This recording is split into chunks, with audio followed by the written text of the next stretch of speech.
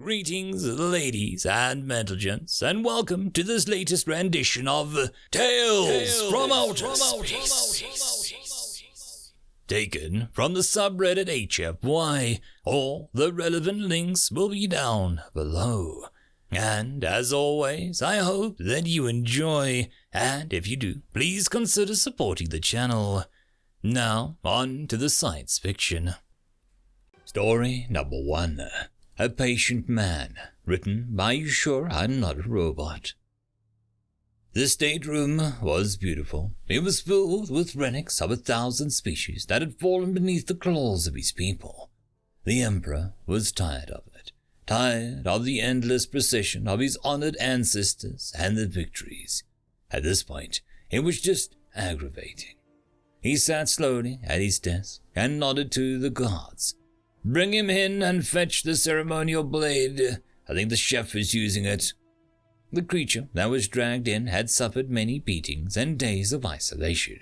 It was a twisted mess, pale pink, scaleless, and shaking on its pitiful legs. It was whole and sprawled on his floor. The Emperor sat back and sneered. "Did you even earn a name? What are you called, so that we may laugh about you in our sagas?" Sergeant Aragon was a patient man, and he had had enough. His men were absent, and he had been beaten for days. They had secured him too well to do anything but speak. His hands and legs locked by the same unbreakable chain, and his collar and constant threat.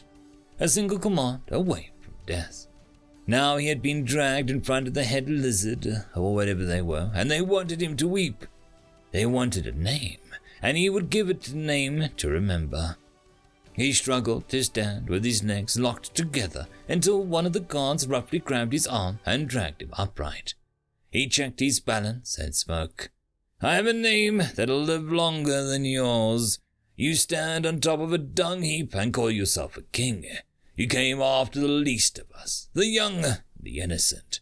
I have learned that this is normal for your people to raid for eggs and mates, but that is not how it works around humans. You should have looked a little harder before you attacked us, egg thief. What name would you have me carry to your grave?" The Emperor hissed and then stopped himself from lashing out, silently organizing how this creature would die. "You're bound as a slave and will die as one. A single word from me is your death. Give me your name, if you have one, or die nameless. I care not which. You are here for more important questions." He nodded to the guard that had recovered the ceremonial blade. "This is question a blade forged from the blood of traitors. We recover the iron from their blood and quench it in their bodies. The blade that is so fine that it can remove a limb with a single hair depending on the answer. Today it wants to speak to you." Aragon wondered what fool god had put him in a chained and unarmed against someone that was so obviously an idiot. He had spent weeks feverish and sweating in his camp until these bastards had finally turned up. The fever had broken in the cold, dank cell that they had thrown him into as they congratulated themselves on catching a big bad human alive. "So you're telling me that it's a piece of crap that any half-assed blacksmith would throw away? You know as much about weapons as you do about humans. Ask your questions. I have nothing to hide. Then I'm gonna kill you." He looked around at the guards. "Probably." The Emperor did hiss this time and pressed the button in his hand, watching the slave collar contracted. The human remained standing as the air was cut from his lungs and he became even paler than something already dead. Finally, it fell back to its knees. He released the pressure and enjoyed the gasping breaths of the thing whose life he'd held in his hand. "To threaten me is an automatic sentence of death. Not that it matters, since you are just another illegal alien on my world." Aragon waited for the oxygen to return to his lungs and ignored the pain. This was no worse than training. The helpful guards picked him back up and pushed him forward. He moved even closer to the Emperor, and no one seemed to notice. "You want a name? I'm called Soldier, I'm called Sergeant, and I'm called Human. Above all, I'm called a patient man." The Emperor didn't care to even listen. Instead, he held up the device in his hand and waved it at him. I need to know why you were there. What were you doing in my country? How did you find my people? Why? Aragon shrugged. Someone had to find you. The Xenos are too weak for the trip. We owed you for the raid on our colony, and I was willing to put up with the poison, at least for a while. I'll probably get the medal. The Emperor cursed. Speak clearly. Nothing you say makes sense. What poison? Guards, hold him and bring me the blade. I'll take him apart while he babbles. Aragon laughed. What poison? The isotopes that I had to ingest to be a tracker. They have some nasty side effects like nausea and fever. The upside is that my people contract them for fricking ever. I know my men, and they have been scanning this whole fricking planet to find you. I just needed to wait. Waiting is a real pain. Along with the beatings, the best bit is that it doesn't matter if you kill me. It's too late. The Emperor raised his blade. Too late for what, scum? Too late to kill you myself. I didn't know humans would kill themselves, but that is useful to know. So many names, human. What will I put on your grave? Aragon smiled. Bait. The Emperor began to work it out and lowered the blade, turning to his men. As he spoke, Aragon lurched forward at the creature and bit deep into its neck. Humans might not be on the top 10 for piercing bite on Earth, but out here they were the top of any food chain they decided to join. He managed to tear through the scales and the neck muscles before cutting into the main artery. Blood began splattering him and the room. Then the explosions began behind him. His recon squad stepped carefully into the room, seeing the corpses of a few slaver guards and a lot of blood. It didn't look human, that disgusting shade of red that was so proud of. Corporal Assist moved to avoid getting any more of it on his feathers. They found the sergeant passed out behind the desk over the body of the Emperor. The squad looked at each other and silently decided that no one would ever discuss what had happened here. The Emperor had obviously been shot in the throat. That was going to be the only report ever made. Assist took the hated knife from his pack and used it to cut through the bindings on the naked sergeant. He shook his beak. These people need to learn how to handle humans. They should never have let him get that close. One of the squad mates snorted. You mean, like we do? End of story. Story number 2. A Stitch in Time, written by You Sure I'm Not a Robot. Einstein was a bastard. He carefully ruled out all the ways that you could mess around with time, despite generations of scientists doing the best to prove him wrong. We were stuck. Without being able to alter the relative passage of time, we could never get near even to our closest celestial neighbor. Even the best speed it would take 160,000 years to get there and back again. It was with these thoughts that Professor Regal Stump drank away the late evening. He had spent his career carefully finding the limits of the question of time. That had been his thesis some 40 years earlier. Finally, he had an answer. The answer was no. No way around, no shortcuts, no way to reverse it or speed it up unless you could convert an object into quantum particles, which you couldn't.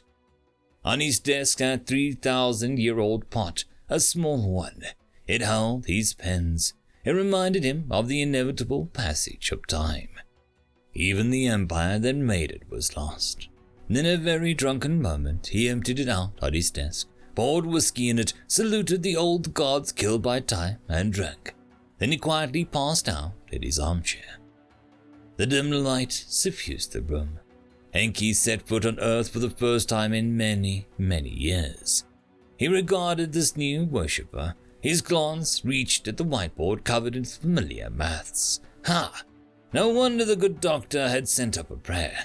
Stuck, as so many were, on the real world. So many never got past this point. Still, honor had been given to him. He was allowed some small intervention. He wrote the mathematical description later known as the needle on the board.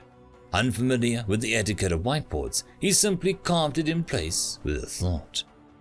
Professor Stump awoke in his armchair. Again, this was the end of his hopes. He would go and face his students and try to hide his despair. Perhaps they would find something that he couldn't. He would face his colleagues and tell them that he would not be publishing again. Then he would retire.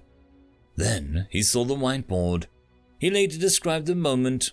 I had worked the problem to its logical end. No loopholes, no way around. Then I saw what I had carved into the whiteboard. My subconscious must have been screaming the answer. I have spoken to many psychologists and fellow physics professors, and they say that this sort of thing happens. Apparently, Einstein had a moment or two himself. Enki returned to the Abzu house. His people had ascended many thousands of years ago. Every so often, they would spot someone new pop up in the universe. Sometimes they gave them a head start, sometimes they didn't. The rules were so old no one ever remembered what they were. But you could still answer a request or give someone a nudge. With any luck, they might have some new neighbors in a few thousand years. Something to look forward to. That was rare when eternity stretched ahead of you. The Regal Drive was developed within a century. No one wanted to use his surname for it. The needle ships began leaving the Earth. With time under control, mankind could finally see the stars. Colony ships, explorers, and ne'er-do-wells had the universe to play with. 2,000 years later, mankind had established an empire. The needle ships jumped from one end of the universe to the other. It was filled with life, mostly moss. Still, where there's life, there's hope. Any world that showed a hint of possibility was left strictly alone. Mankind lived mostly between the stars now, occasionally establishing a new world, mostly just flying about with the enthusiasm of a sugar-filled toddler. Deep in the Andromeda galaxy was to be honest, a middling university on a middling world some 12,000 years later. A professor at Depth Harmony, Department of Science History, was looking at the same whiteboard. It didn't happen. You simply can't get from there to here. That isn't his handwriting.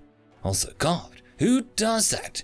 Something else happened. I need to know what. This was the start of the question that had come to dominate her field.